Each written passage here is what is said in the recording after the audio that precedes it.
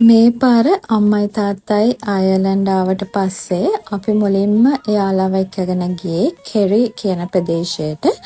අයර්ලන්තයේ නිරිත දිශාවේ තමයි මේ කෙරි කියන පැත්ත පිහිටලා තියෙන්නේ. ඉතින් අයර්ලන්ඩ් වලට ට්‍රැවල් කරන්න එන ඕනම කෙනෙක් අනිවාර්යෙන්ම වගේ යන තැනක් තමයි මේ රිංග් ඔෆ් කෙරි කියන්නේ. ඉතින් මේ ගමනේදී අපේ නවාතැන උනේ හොටෙල් කිලර්නි. මෙතන මම තෝරගත්තේ විශේෂ හේතු කීපයක් නිසා. මගේ ලොකු පුතාගේ උපන්දිනය තිබ්බා. ඉතින් එයාගේ උපන්දිනය සෙලිබ්‍රේට් කරන්නත් එක්ක තමයි අපි මෙතනට ගියේ. ඉතින් එයා ආස වුණේ ස්විමින් පූල් එකක් තියෙන හොටෙල් එකකට. ඉතින් ඒ වගේ හොටෙල්ස් බලද්දී මෙතන මම විශේෂයෙන් තෝරගත්තේ මෙතන පොඩි අයට ගොඩාක් දේවල් තියෙනවා කරන්න.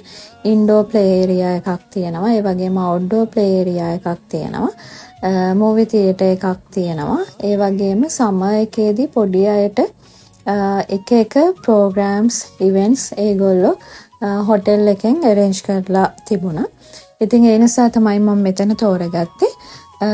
සමර් එකේදී accommodation හොයාගන්න ටිකක් අමාරුයි. මොකද ගොඩාක් අය travel කරන නිසා හොටෙල්ස් බුක් කරගන්න එක කලින් කරගන්න ඕනේ. ඉතින් මමත් මාස 2කට වගේ කලින් තමයි හොටෙල්ස් මේකයි තව අපේ ඊළඟ ට්‍රිප්ස් වලට හොටෙල්ස් ඔක්කොම බුක් කරගත්තේ.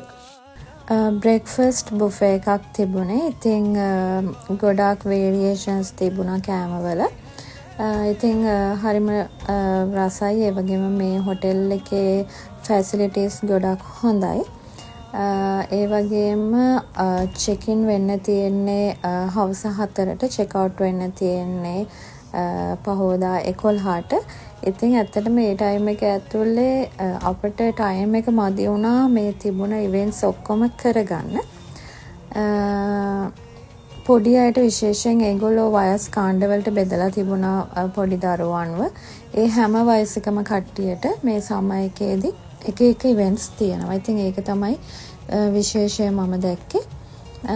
ඉතින් අපි රූම්ස් දෙකක් බුක් කරා.